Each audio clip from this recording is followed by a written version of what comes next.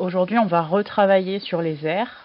Tu te rappelles certainement qu'avant les vacances et la semaine dernière, on a déjà travaillé sur les airs, c'est-à-dire qu'on cherchait à recouvrir une figure. Alors on parlait de gommettes, nous, mais en CM2 et en 6e après, on parlera d'unité d'air. Donc on cherche à recouvrir cette figure avec la même unité d'air à chaque fois et on cherche combien il nous faut d'unités d'air pour recouvrir cette figure. Aujourd'hui, on va parler des unités qu'on utilise pour mesurer les airs, puisque quand on mesure des longueurs, on utilise des centimètres, des millimètres, des décimètres. Quand on utilise des airs, on va parler de centimètres carrés, de décimètres carrés et de millimètres carrés, et on va voir comment aujourd'hui. Si tu as pu préparer le matériel que j'ai proposé hier, prends-le et fais la manipulation en même temps que je la fais à l'écran. Si tu n'as pas le matériel, regarde bien ce qui se passe pour pouvoir comprendre la suite. Théo trace un carré de 1 décimètre de côté. C'est-à-dire que c'est comme s'il créait une grande gommette dont la taille est 1 décimètre carré, car ses côtés mesurent 1 décimètre par 1 décimètre. Ensuite, il partage ce carré en plus petits carrés de 1 cm. Essaye de te rappeler combien faut-il de centimètres pour faire 1 décimètre. Il faut 10 cm pour faire 1 décimètre. C'est-à-dire que par exemple, sur la première ligne, on va pouvoir coller 10 petites gommettes de 1 cm. Il faut donc chercher combien de lignes de 10 petits carrés violets de 1 cm² on peut réaliser dans ce grand carré de 1 décimètre carré. On sait que chaque côté du grand carré vert mesure 1 décimètre, c'est-à-dire 10 cm. Donc, verticalement, le côté mesure aussi 10 cm.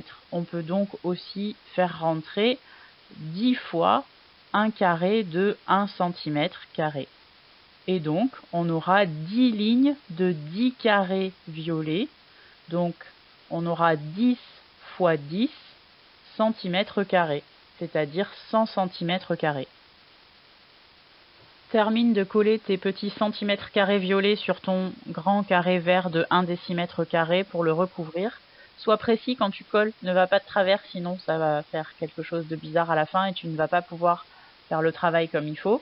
Une fois qu'elles sont toutes collées, numérote-les de 1 à 100, comme sur le modèle, pour te rappeler que 1 décimètre², c'est 100 cm².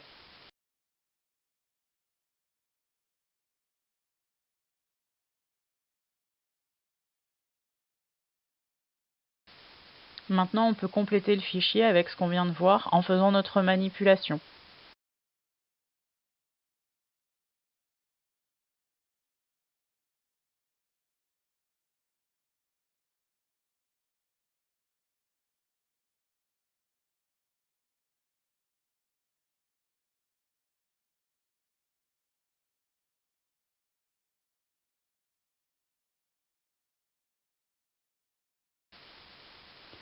Le carré de Léa fait 1 mètre de côté, c'est-à-dire que son aire c'est 1 mètre fois 1 mètre, donc 1 mètre carré. Elle veut le découper en plus petits carrés qui font 1 décimètre² chacun.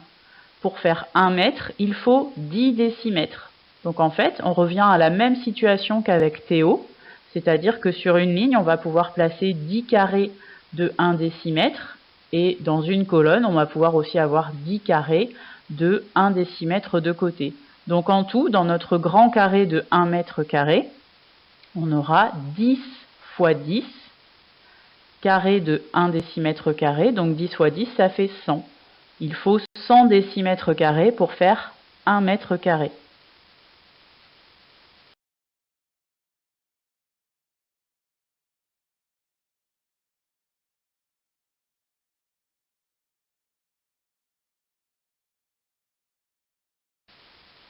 Mélissa fait le même travail que Théo et que Léa, sauf que son carré de base est un petit carré de 1 cm par 1 cm, donc son aire est 1 cm², et elle le découpe en tout petits carrés de 1 mm². Donc pour faire 1 cm, il faut 10 mm. Et donc on en revient exactement à la même situation. On va avoir 10 lignes de 10 carreaux de 1 mm² chacun. Donc 10 fois 10, ça va faire 100 mm².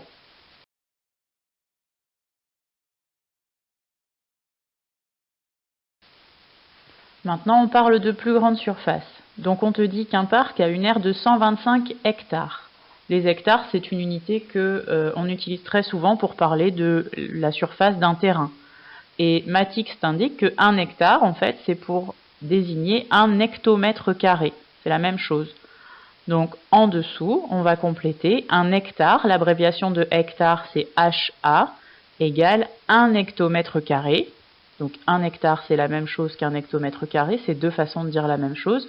Donc 125 hectares, c'est 125 hectomètres carrés.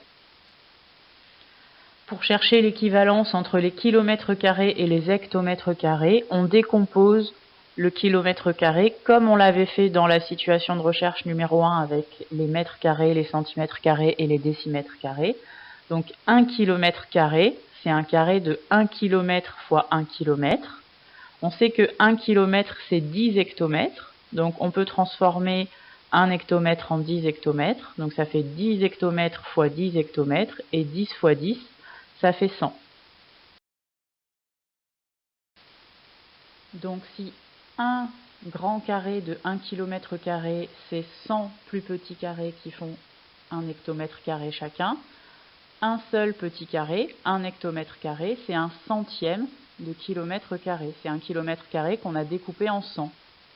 Donc 1 hectomètre², c'est 1 centième de kilomètre². Donc 125 hectomètres², c'est 125 centièmes de kilomètre². Et 125 centièmes, en nombre décimal, ça s'écrit 1,25 km².